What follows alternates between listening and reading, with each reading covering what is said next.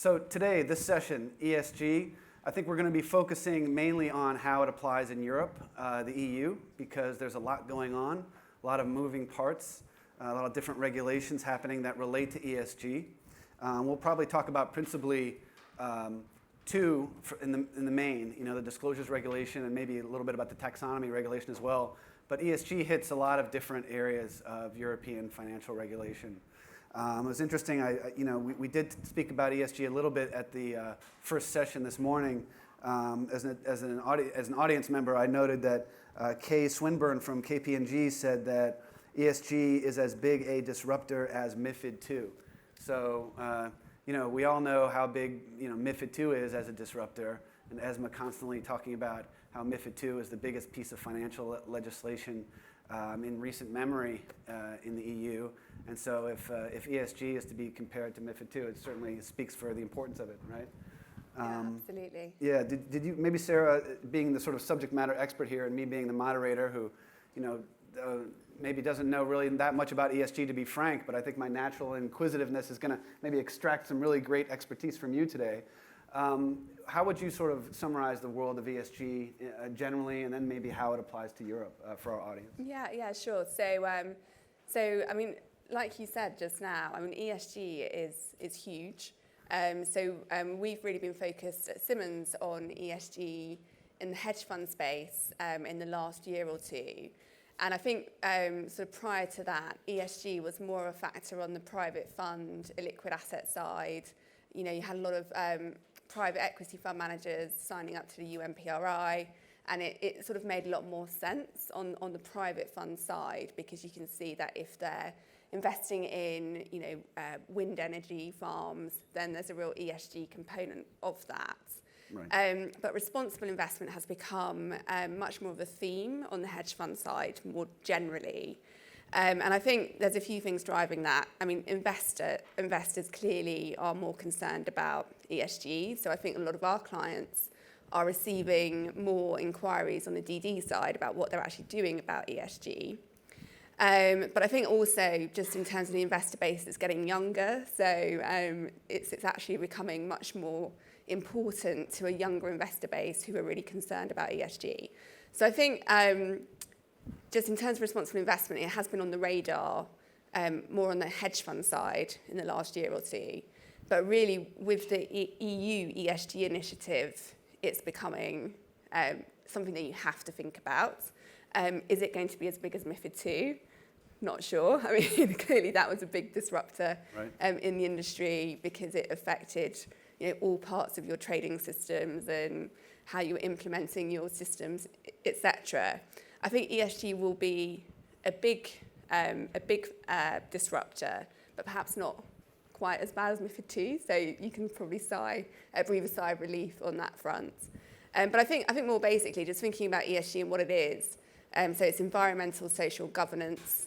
So environmental will be things like climate change, pollution, and then social will be more looking at things like, what are the working conditions like in an Apple factory, for example.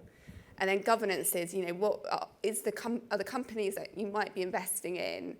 Do they have good compliance practices? Do they pay tax? That sort of thing. So I think broadly that is what ESG is, but it can mean a lot of different things. That's interesting, because you mentioned that there's the governance, right? So it's environmental, social, governance. The governance aspect, at least from my perspective as a U.S. securities lawyer in a prior life, that governance aspect was already handled by state law in a lot of respects, state corporate law, right? So things like board of directors, voting rights, shareholder approval required in some states, and other states for certain matters, shareholder approval not needed, or maybe there's a supermajority needed, these kind of things, remuneration, things like that. Yep. It looks like, so ESG is going to maybe touch on things that maybe you wouldn't expect it to touch on, perhaps, right? Exactly. Yeah, no, that's interesting. And as far as the sort of landscape of the EU now for ESG, we had talked before the panel this session about two big pieces of European legislation. One, the taxonomy regulation, and the other, sort of the EU disclosures regulation. And maybe if you could touch, sort of give an overview of each of those to start, since they're so important. But before you do that, I'll remind the audience, jump in with questions if you want.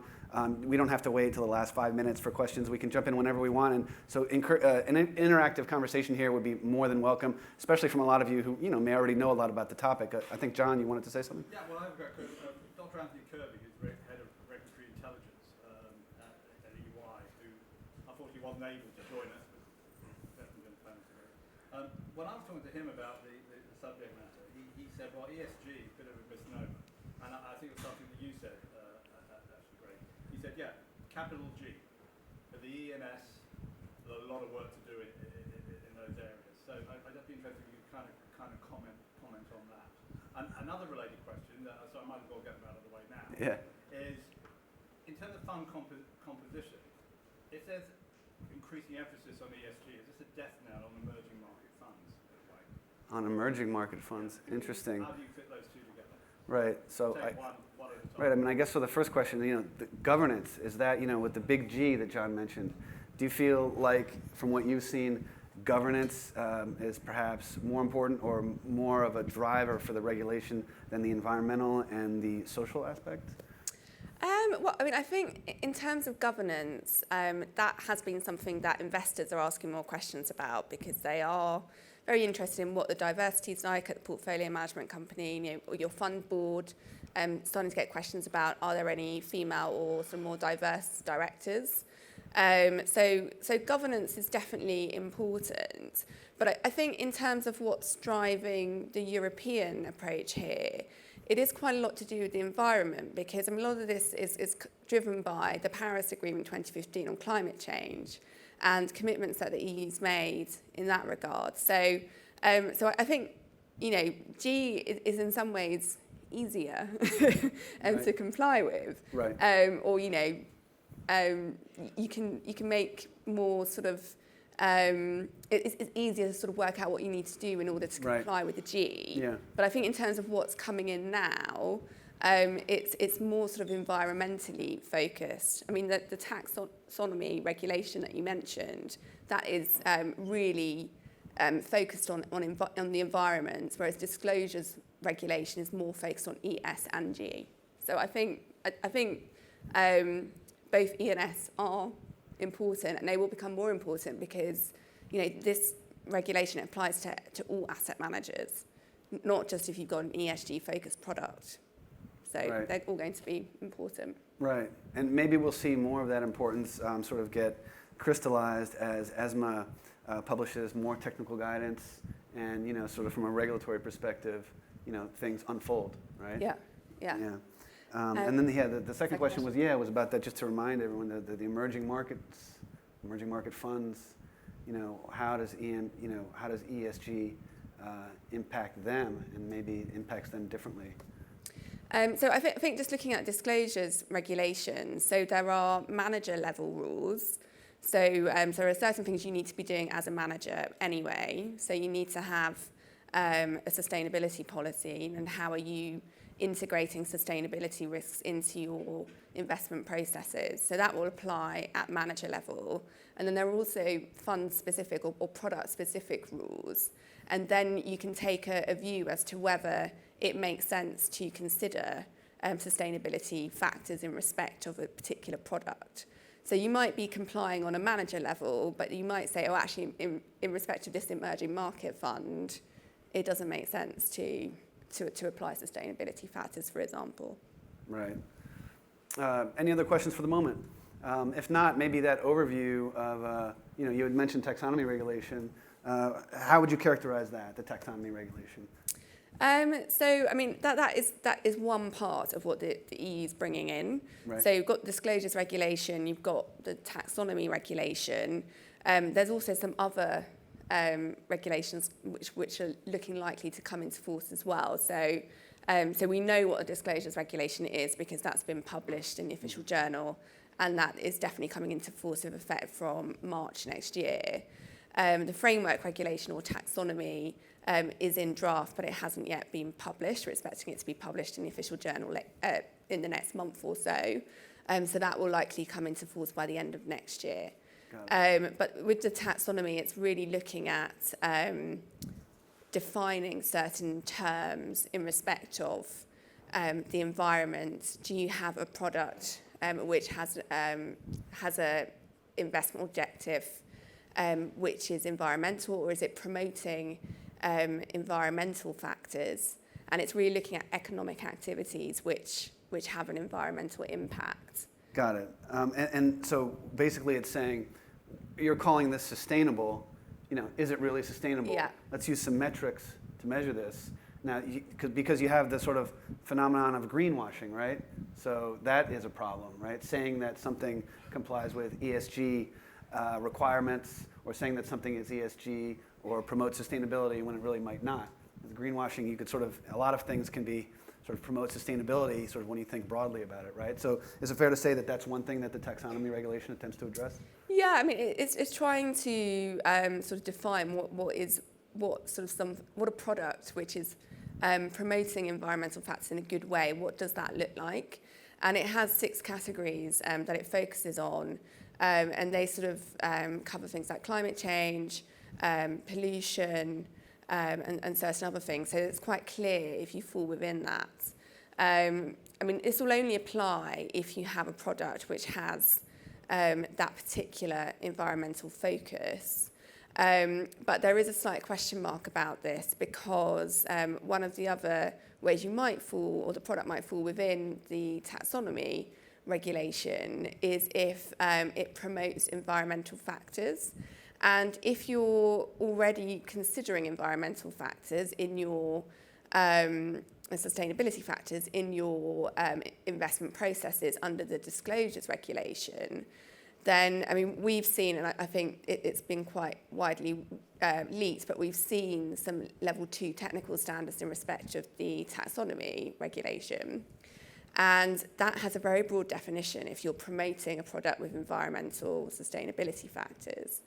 And there is a slight concern that if you are considering environmental factors in your investment processes under the disclosures regulation, that you might then be brought in within the taxonomy, even though you don't have a product which is really environmentally focused. Wow, that's interesting. It's unexpected. That's interesting and unfortunate, I suppose, from a compliance perspective, that you're being brought in like that.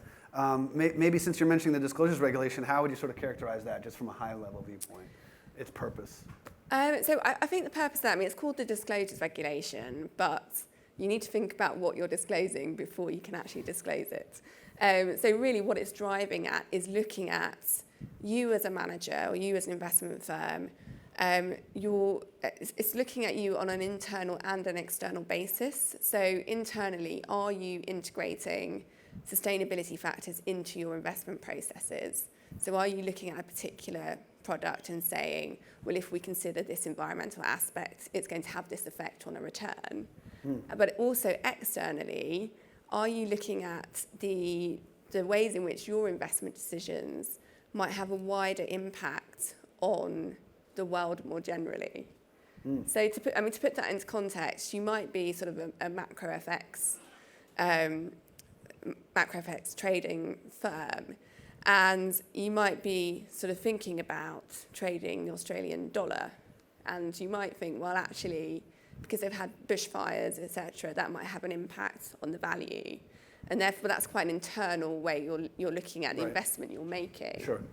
But then sort of looking at that on a more sort of external basis, and another type of investment you might be making is buying shares in Apple. And I mean, it has been reported that there are some sort of factories in China where the workers don't have particularly good working conditions for Apple. So therefore, if you're buying shares in Apple on behalf of the fund, is that having a negative, or could it have a negative impact more widely on the world? Sure. So you've got to make commercial decisions on what you're doing. And you might actually be integrating a lot of these environmental factors into your investment decisions anyway. So I mean, ESG is very broad, and it could cover things like looking at the possibility of a company having a data breach. Would that, not having very good compliance procedures, would that have an impact on the value of that company. And if you're looking at things like that, that is ESG in the context of the disclosures regulation. So you might be doing these things anyway, even if you don't think it's ESG related, but then you need to sort of formalise that as a policy and disclose, make the disclosures in relation to that. Interesting. So very broad. Maybe that's a good segue to sort of get a show of hands in the room as to, in your sort of day-to-day processes or what you do in the compliance world or otherwise, or maybe not even day-to-day, it could be week to week or maybe monthly. How many in the room have to face ESG issues? If I can get maybe a show of hands to see, whether the room is being affected by this directly. Not too many, wow. In fact, I think I'm the only one raising my hand. No, here we go. We have a couple finally. Don't be shy. Okay, so right now, it looks like, it's interesting what you said because you're talking about the importance of ESG and how it can affect so many different parts of your compliance requirements and also from a commercial perspective too. So you have the compliance regulatory and the commercial perspective. But a lot of folks in the room maybe haven't been hit by that yet, or maybe their firms have, but they don't know it yet. So that's interesting as well. So we see these things are still very much unfolding, right? Yeah, exactly. And the reality is disclosures regulation is coming in. So you're going to have to start thinking about these factors, even if you don't already. So, at the manager level, you'll need to have a policy about whether you integrate sustainability factors into your processes. So you will need that policy regardless. So you'll need to sort of formalise that and come up with that. You'll also need to make a decision about whether you're going to have a sustainable due diligence policy. And you don't have to have one of those. It's a comply or explain obligation, which is coming in, but that comes into effect in March next year. But from June next year, if you have more than 500 employees, then that is a mandatory comply obligation. So you're going to have both of these policies, potentially. And there's also another requirement in respect of your remuneration policy. You're going to have to say in your remuneration policy how that takes into effect sustainability factors. So there are two, definitely, potentially three policies that you're going to have to update or create to comply with this regulation. And you're going to have to disclose on your website if you're complying with these as well. And as far as the rollout, we talked about the taxonomy regulation already being in a more advanced state, I think now, than the disclosures regulation. Is that right? Or no? No, it's the other way around. So disclosures regulation has been more developed thus far, right? Yeah. So there's more material out there that you can consult. Yeah. So disclosures regulation was published in the official journal end of last year. So most of the obligations under that come into force on the 10th of March next year, 2021. Okay. There are some obligations in there which don't come into effect until the end of December next year. We are expecting level 2 technical standards for that, and they're being published in two parts. So there's a first set which will come out by the end of December this year, which will focus on the E, so the environmental. Got it, right. And then there's a further set which will come out next year, by the end of next year, which will focus on the S and the G. So that can have an impact if you are putting in place a due diligence policy. Then our current thinking is that when it comes into effect in March, you'll only need to comply with the DD policy if you're putting it in place in respect of the environmental factors, and then you won't need to have it in place in respect of the S and the G until the end of next year when the second set of level 2 technical standards come out. And where are we then on the taxonomy regulation then? So taxonomy, so that's in draft, and we're expecting it to be published in the official journal in the next month. And then we're expecting that to come into force by the end of next year. By the end of next year, okay. Yeah. And as far as what you've seen from your sort of day-to-day practice with ESG concerns, is it fair to say that those are the sort of biggest two, at least in the EU, regulatory drivers of ESG concerns, basically the disclosures regulation and the taxonomy regulation? Yeah, I mean, disclosures regulation has to be the priority just because it's coming into force first. But there are other things coming into force as well. So actually, middle of last year, you had SRD2, which already came into force. which is Shareholder Rights Directive, Right. making it a comply or explain obligation to put in place a policy on your sort of level of shareholder engagement. Right. And that's actually quite important to note because many of our clients put a patch in place in the middle of last year, and this was sort of endorsed by the FCA, that you could just put a statement on your website that you're thinking about what you were going to do in respect of compliance with that. But I think, that was June last year, so you really should be thinking now, if you haven't updated that, Right. you should be thinking about what you're going to put on your website instead. So if you're saying you're not complying and why, because it's not relevant to your strategy, for example, or you do have a policy in place. So that's already in play. There's another couple of items of legislation on the horizon on the EU side. So one of those is looking at sustainability in respect of investment advice. So if you provide non-discretionary investment advice, sort of under a managed account, for example, then there are rules coming into play. There's been 2 reports so far to ESMA on that, but they're looking at rolling out rules on that. The other point to bear in mind is they're also looking at sort of making revisions to the delegated acts for MiFID II, UCITS Directive and AIFMD. And what that would do is sort of make sustainability factors a factor in your risk management operations and systems and controls. So that could be coming in as well. Oh, that's interesting. And about the shareholder rights directive, I suppose I can offer a little bit of perspective on that too, because in sort of what I deal with my day-to-day is looking at a lot of global threshold reporting. So the shareholder rights directive is really, the longer form name of that is, I think it's something to the, just paraphrasing, but it's the regulation to encourage long-term investment or long-term shareholder relationship with issuers. And so that's sort of, it has a sort of ESG type, I suppose, theory behind it. And one of those aspects is, as Sarah mentioned, there are disclosures required to be made on websites and the like by asset managers and such. And the intention is to promote shareholder engagement with their issuers, right? This is seen as a way to encourage a more long-term view of investments happening. And there are other similar things happening in other parts of the world too.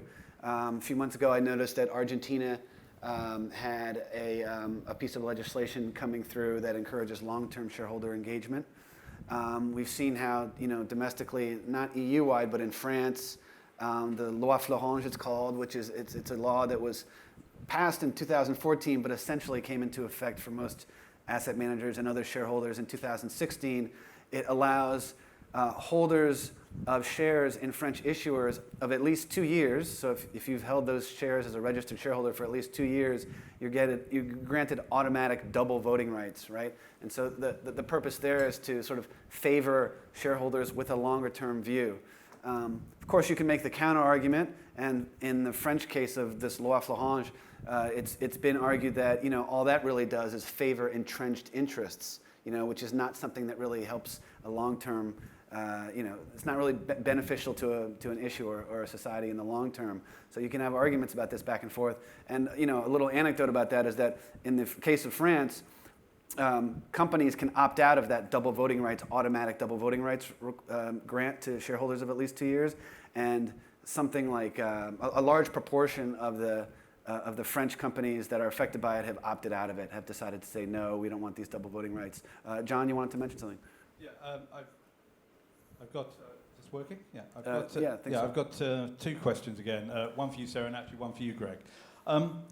At the management process level, Sarah, to what extent is this going to affect your ecosystem? And what I mean by that, the suppliers you use, the third parties you use. So in effect, will we get to a position where the industry is policing itself around this? I mean, in the context of the disclosures regulation, that is really just focused on the sustainability factors that you're taking into account in respect of your investment decisions. So that it's quite internally focused. It's looking at the impacts that your investment decisions might have on the value of your returns. So it's not looking sort of externally in the context of, which service providers are you using. So I think in that regard, it's not going to have an effect. But if they do bring in the changes to delegated acts, so if MiFIDII UCITS, AIFMD, clearly haven't seen what that says, but it is possible that that could have an impact if you're having to think about sustainability factors in terms of your systems and controls and your sort of management processes, then it might have an impact there. Thank you. And Greg, if we're looking at your world and the kind of area of sensitive industries, to what extent do we need to kind of think in terms of kind of grafting those kind of sustainability issues into how we measure and define sensitive industries?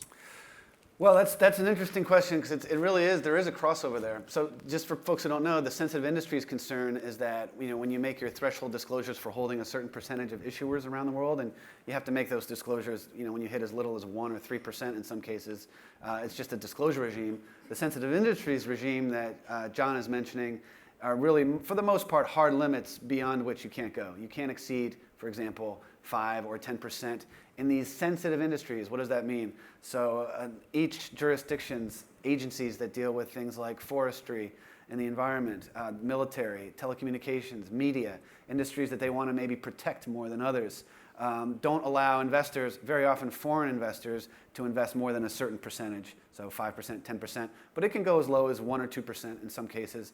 So that regime that John mentioned, sensitive industries, has been around for a while.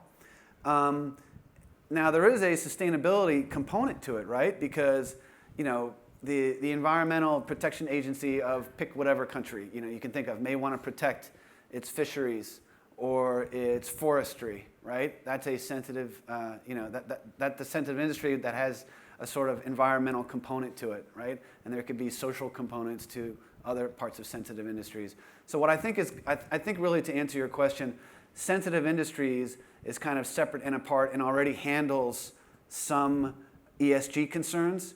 Much, by the way, we're starting to get into a philosophical conversation because ESG concerns are addressed by a lot of regulations we have in the world. I mean, that's why lawmakers, to a large extent, make these rules in the first place. If you sort of step back from a philosophical perspective, it's for an ESG concern, right? It's such a broad issue.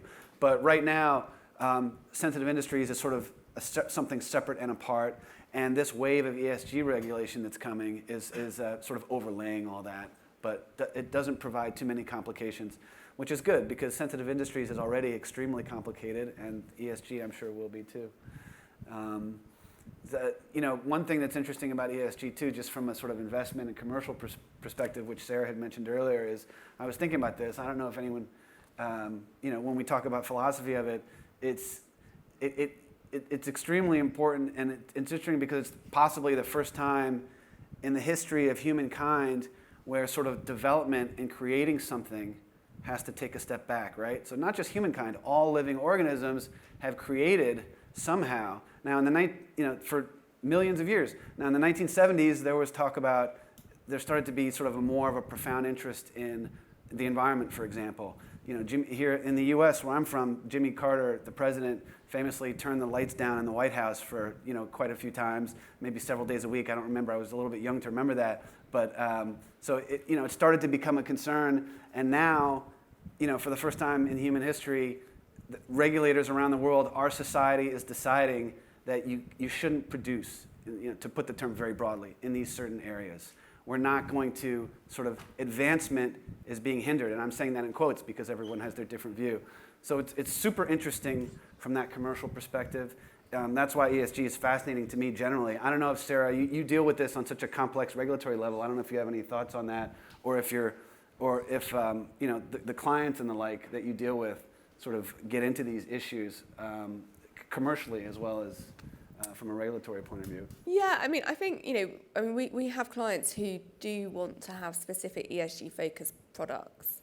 So, so we have clients who it is a real, it's a real driver for them, and they want to have a product which is ESG focused. And I think historically that has been achieved by way of things like restricted lists. So you're not going to invest in specific types of industries or specific companies. So, you know, like tobacco, arms, munition, that sort of thing.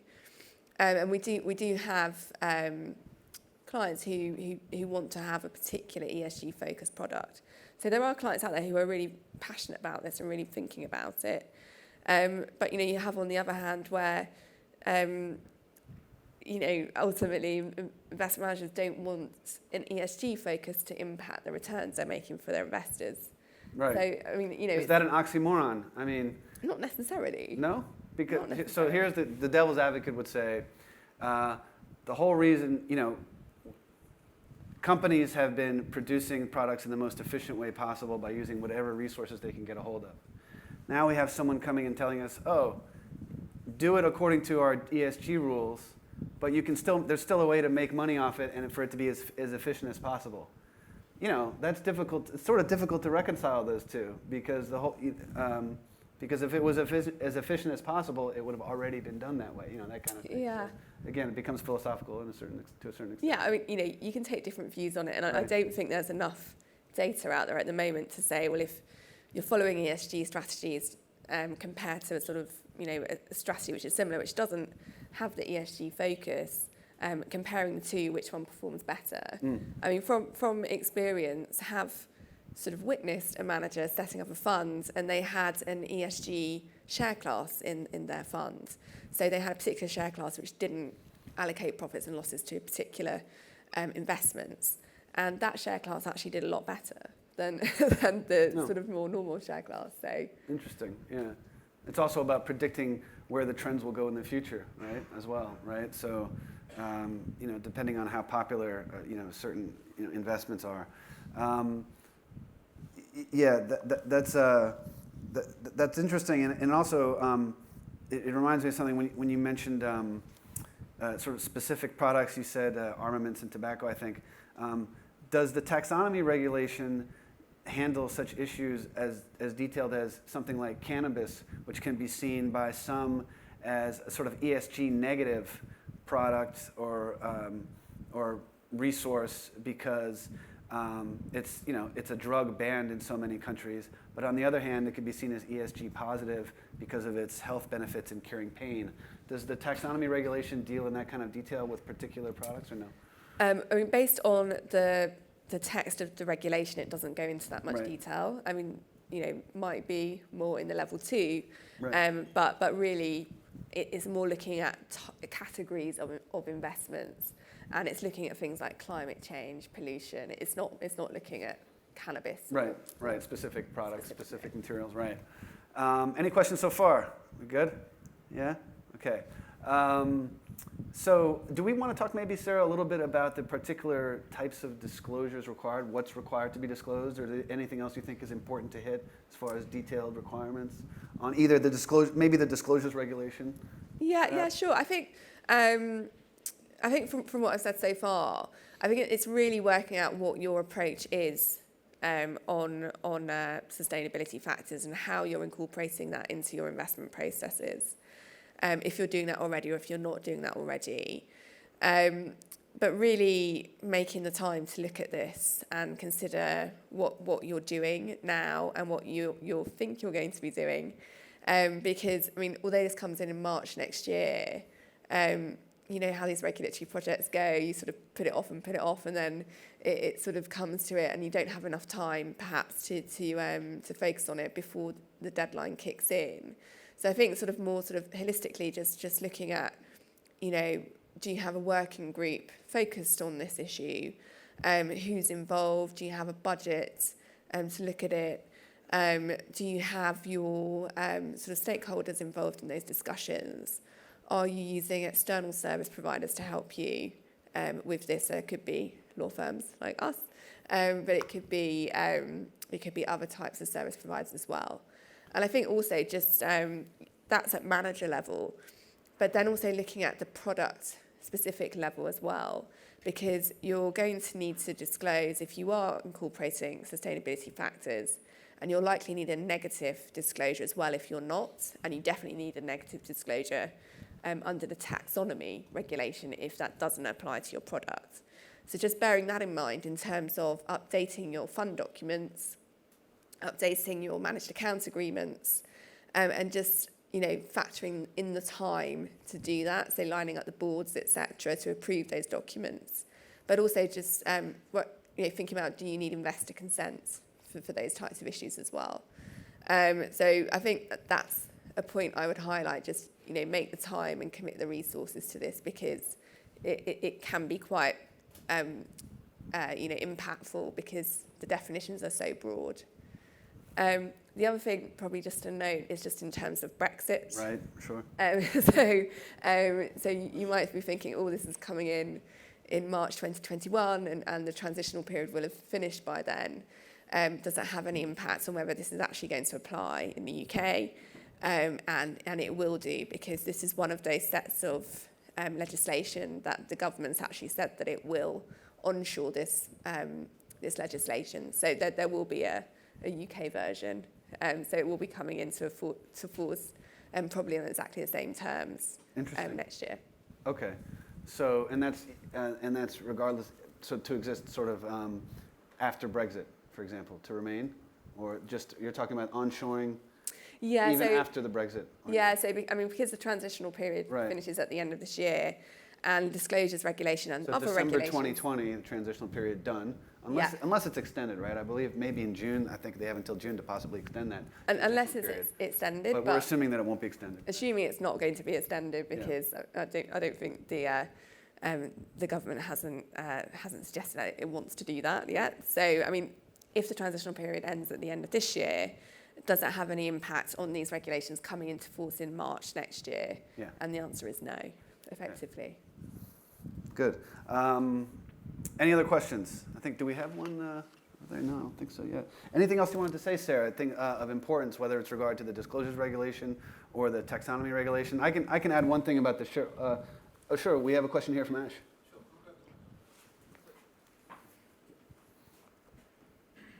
Thanks, Greg. Just in one of the other sessions we've been running, we've been talking about standardised approach to measuring, charting, comparing side by side, all these good things. So we've spoken about, in certain other regulations, funds are optimised to a specific regulatory number of a 1.8 or or a green or something.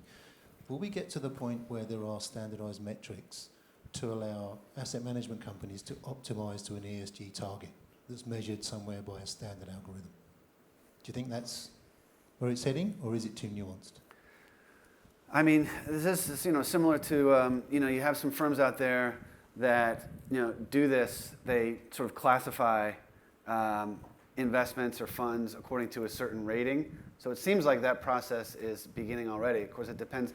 It's a little bit like GIGS codes and other types of codes that do the industry classifications. You have a few different sources of this information. So I think my guess is there's no doubt you'll have a few different sources of companies that'll be attempting that. I think it's already starting to be sort of rolled out in a certain sense. And these, MSCI classifications and the like. And that's, then you're starting to get into possible automation of, basically your investments can be sort of segregated into these certain areas according to how well they comply with these ESG protocols, if they can be measured, quantified, right? So, but I don't know where we are on that. I don't know, Sarah, if you have anything to add on where we are on that. Yeah, potentially it could come to that. I think the purpose of this legislation, particularly taxonomy, is trying to sort of make it more sort of standard, more recognisable. What does this mean? What does environmental sustainably mean? And what are sustainable factors? Just putting more parameters around this, because I think one of the tricky aspects is just working out what it means if a product is advertising itself, or setting itself out as having an ESG focus. What does that mean? So yeah, I mean, we could get to something like that, but I mean, I think the danger is you don't want to get to sort of like greenwashing. Right. Right. But I mean, who knows? Maybe. Yeah, because again, you get back into the question of what is ESG compliant. And anything can be potentially. You could always make an argument. I did want to add something too about the Shareholder Rights Directive, which is interesting. It's like I had said before, it encourages long-term shareholder engagement. But for those of you who have to make global disclosures, it does, and that are shareholders. So as asset management and similar firms, other types of financial institutions that hold interests in markets around the world, one thing that the Shareholder Rights Directive will do is require you to be disclosed. So the intermediaries, the brokers that are conducting those trades on those markets, will identify almost all of their shareholders to the issuers, because that way the EU authorities determine that there'll be a better relationship between the issuers and their ultimate end shareholders if the issuers, after all, know who their shareholders are. Now, member states in Europe can diverge from that a little bit. They can set sort of thresholds from 0 to 0.5% that are considered de minimis.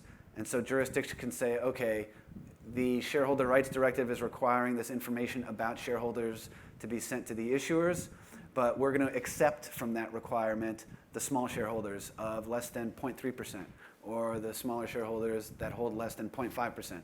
Each member state can sort of set any threshold between 0 and 0.5%.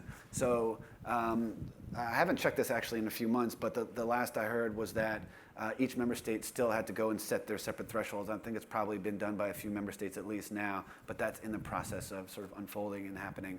So that's yet another of many areas where a sort of initiative and a regulation or a directive in the EU that was driven by ESG is going to affect something as seemingly unrelated as just your average shareholder disclosures.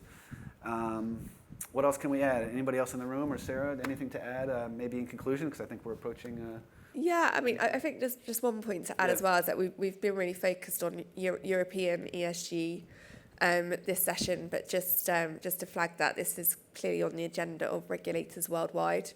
So I know that Greg, you mentioned in the Shareholder Rights Directive, it's more widely being taken into account.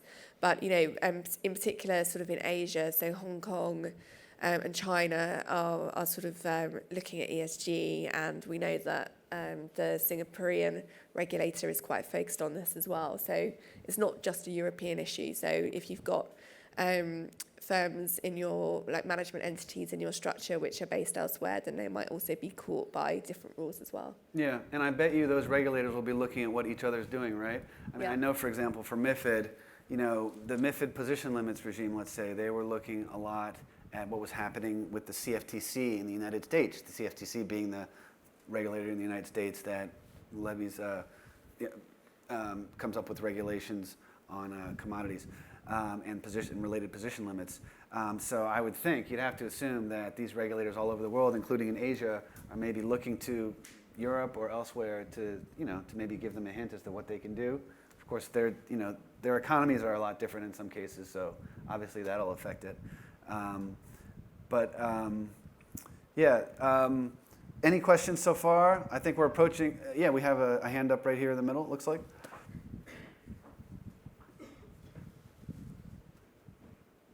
Thanks.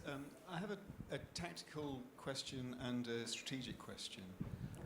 On the tactical, what would you say is the kind of regularity of the kind of requirements under disclosure and taxonomy regulations in terms of updating of statements and policies relating to ESG investment? And on a strategic level, I guess I'm interested in where you think the primary kind of regulatory kind of drivers are that unites all global regulators. If you think of MiFID II as being about investor protection and financial stability, ultimately systemic stability, as the kind of core drivers of the legislators in the first instance, then when it comes to how kind of legislators and regulators view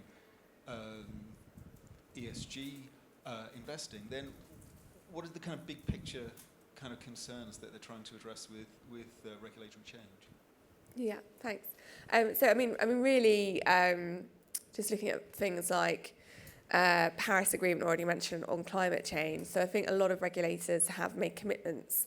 A lot of countries have made commitments under that agreement. So that is driving this. I think one of the key drivers on the European level is thinking, well, we're not going to be able to meet our commitments unless we start coming up with an action plan. So the EU actually came up with an action plan with 10 key points. And one of those was sort of increasing transparency around this. So that's clearly where the disclosures regulation is driving at, because it wants more disclosure, more transparency about what the finance industry, what the asset management industry is doing on ESG. And then also just trying to sort of direct capital to sustainable investments, and just putting it on an asset manager. It's not just aimed at asset managers, I should say. That's what we've been focusing on today, because that's my specialty. Yeah. But there's also requirements in there for pension funds and insurers as well. But really just, saying, well, how are we going to meet our objectives, our commitments? We need to get the asset management industry, finance industry on board with this. Right. And that's really driving the pension fund link, is that through UCITS? I think you had mentioned UCITS earlier in the conversation. Is that? So UCITS, I would still factor into this conversation. It's targeting financial participants, financial market participants, and so that would include UCITS management companies. Yeah. And then in terms of looking at the financial products which these regulations apply to, that would also apply to a UCITS fund. Mm-hmm. So more on the pension side, it will be sort of pension funds themselves rather than what they're investing in. Right. And then the technical guidance that will come out for the disclosures regulation that you mentioned, because there's more forthcoming, is very likely to be joint guidance, right, from ESMA, EIOPA, right, and then the European Banking Authority. Is that right? Or do we expect to see that sort of guidance be issued by those separate regulators? Do you happen to know? So it'll just be the level 2 measures, which would be published in respect of European legislation. So it won't be like banking authority, for example. Okay, got it. Anything else? Any other hands up questions about what we've discussed today? I think we're getting close to our hour. But if not, did you want to add anything else, Sarah? I don't know, anything of importance, or what do you think? No, I think we've covered everything. But one plug. So we've got a sustainable finance microsite on our website. We've got lots of information on there. So we've got a top 10 note for asset managers, so covering all the upcoming regulations that are coming into force. We've also got quite a handy table for the disclosures regulations, setting out the requirements from the rules, who they apply to, and what you need to do to comply with them. So there's lots of good stuff on there. So do go on the Simmons & Simmons website for more info. Super. Thank you, Sarah. Thank you very much. And thanks, everyone, for attending. Appreciate it.